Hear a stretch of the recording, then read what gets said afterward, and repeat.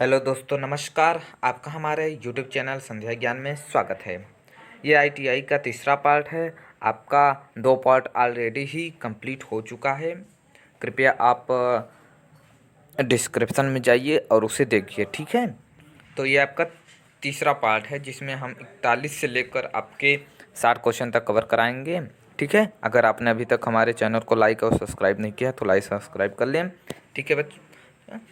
तो आइए हम लोग आगे चलते हैं, ठीक है। चलिए, कंस्टेंटमेंट गियर बॉक्स के प्रयोग का लाभ क्या है? आवश्यक गियर शीघ्र बदलना, या फिर गियर की गलत होने पर कार्य न प्रभावित होना, या यहाँ पे सरल होगा, ठीक है, सरल शक्ति स्थानांतरण या प्रभावकारी लुब्रिकेशन। तो यहाँ पे जो कंस्टेंटमेंट गियर बॉक्स के प्रयोग हैं वो आपका हो जाएगा सी, ठीक है।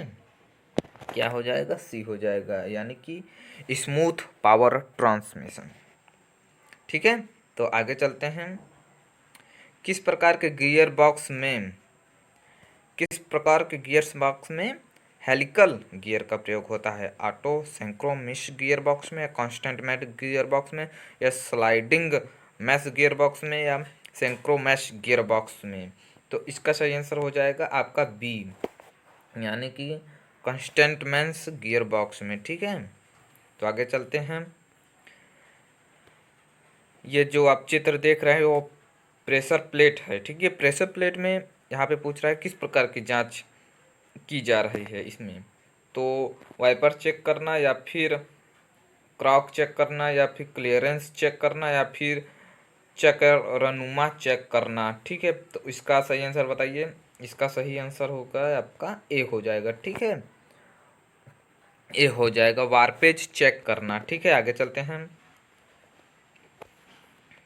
इसका देखिए 44, ड्यूल द्रव्यमान फ्लाई का क्या लाभ है? ये ड्यूल, तो पहला ऑप्शन है गलत, क्लच एंगेजमेंट से बचना, या गियर बॉक्स एवं बॉडी की आवाज़ को कम करना, या कम प्रयास के साथ टोक संचारित करें, या फिर चौथा है क्लच स्लिप की संभावना को कम करना।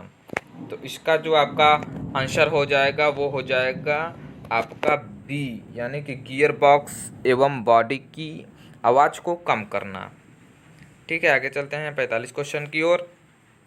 दोहरे मास फ्लाई व्हील का कौन सा हिस्सा इंजन के फ्लाई व्हील मास सिस्टम को अलग करता है? गियर बॉक्स, वाइब्रेशन डैम्पर, या फिर क्रैंकशाफ्ट, या फिर कैमशाफ्ट? तो इसका आपका सही आंसर हो जाएगा बी, यानी कि वाइब्रेशन जो डैम्पर होता है उसी को कम करता है, ठीक है। बी हो जाएगा। चलिए आगे चलते हैं। आवाज़ रहित क्लच कौन सा है? Single plate clutch, diaphragm spring type का क्लच, या फिर मल्टी प्लेट क्लच, या फिर डोंग क्लच? तो आपको इसमें से आंसर बताना है। तो इसका आंसर हो जाए बी हो जाएगा, यानी कि डायफ्राम स्प्रिंग टाइप क्लच, ठीक है। आगे चलते हैं 47 क्वेश्चन की ओर। अगर अभी तक आपने लाइक नहीं किया है तो आप लाइक कर दें, ठीक है दोस्तों। तो आगे चलते हैं। डोंग क्लच का क्या लाभ है? ये जो डोंग क्लच है उसका क्या लाभ है? स्लिप की कोई संभावना नहीं है, और या घर्षण क्षेत्र, या फिर कार के कम से कम शक्ति लगाना, या फिर रख रखाव एवं रिपेयरिंग कम होना? तो इसका जो सही आंसर हो जाएगा वो आपका ए हो जाएगा। क्या ए हो जाएगा? यानी कि जो इसमें स्लिप की कोई गारंटी नहीं होती है डोंग क्लच का, ठीक है। अब किस प्रकार का क्लच अधिक घर्षण क्षेत्र देता है एवं बनावटों में भी सरल होता है? तो इसका जो आपका सही आंसर हो जाएगा बी हो जाएगा, यानी कि कोन क्लच, ठीक है। आगे चलते हैं।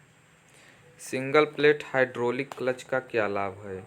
क्लच प्रयोग कम से कम शक्ति लगाना, या फिर घर्षण क्षेत्र प्रभावी होना, या फिर तीसरा है क्लच प्लेट की घिसावट को कम करना, या फिर आसान मरम्मत और रख रखाव? तो इसका आपका सही आंसर होगा जाएगा ए हो जाएगा, ठीक है। ए, यानी कि क्लच का प्रयोग कम शक्ति लगाना होता है, ठीक है। सिंगल प्लेट हाइड्रोलिक क्लच का यही लाभ है। अब आगे चलते हैं 50 क्वेश्चन का। इसमें देखिए जो क्लच प्लेट है उसमें एक्स को तो क्या दर्शाया गया है, टेम्पर स्प्रिंग या फिर क्लच लाइनिंग या फिर टार्क प्लेट या फिर रिविटस। तो इसका सही आंसर हो जाएगा आपका ए हो जाएगा, ठीक है। ए यानी कि डैम्पर स्प्रिंग को दिखाया गया है, ठीक है। 51 में आइए, ये चित्र देखिए जो जो सिंगल प्लेट क्लच में है, ये किसका है, एक्स का, मतलब क्या दर्शा रहा है, मैं ये पूछ रहा हूँ। तो यहाँ देखिए या क्लच प्लेट हब या फिर गियर बॉक्स शाफ्ट या फिर फ्लाई व्हील या फिर प्रेशर। तो क्या हो जाएगा, फ्लाई व्हील दर्शा रहा है, ठीक है, सी आंसर हो जाएगा। ये जो है ये फ्लाई व्हील का दर्शा रहा है, ठीक है। आगे चलते हैं।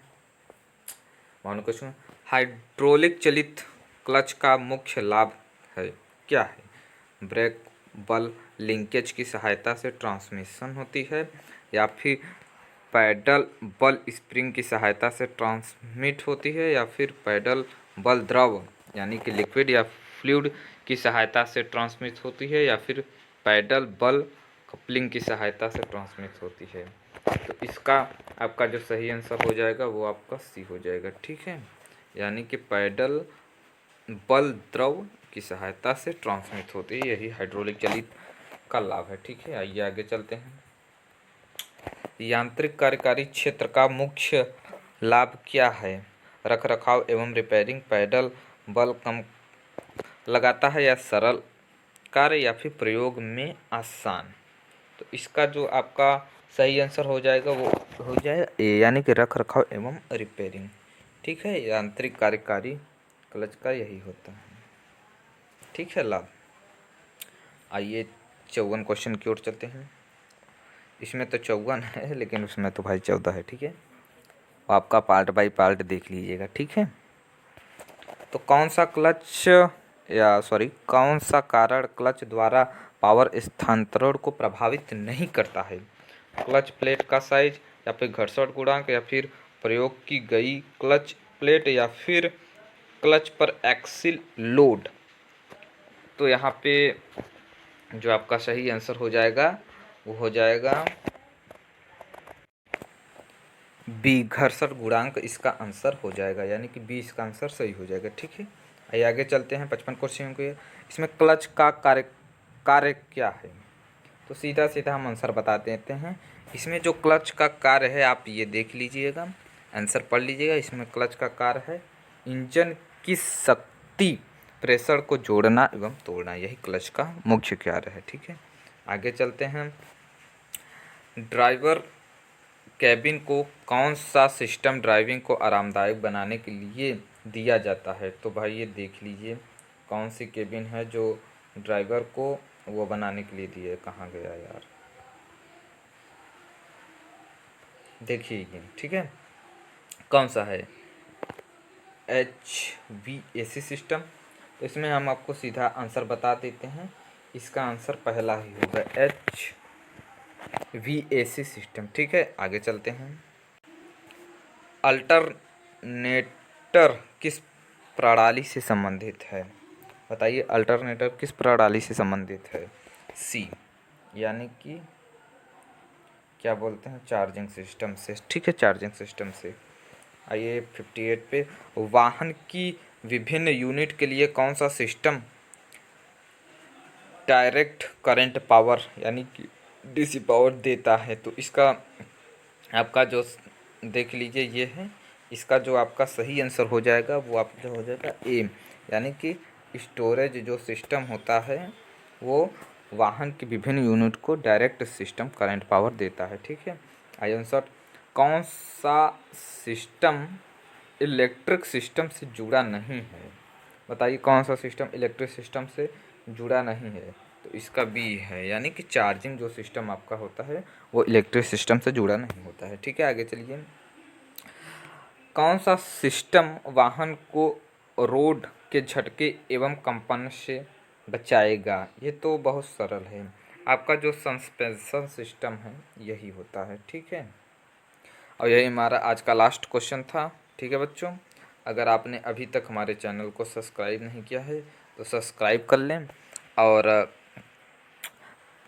रिसाइकल जो बिल है उसको भी बता पा लीजिएगा, ठीक है बच्चों। और तब तक के लिए जय हिंद जय भारत।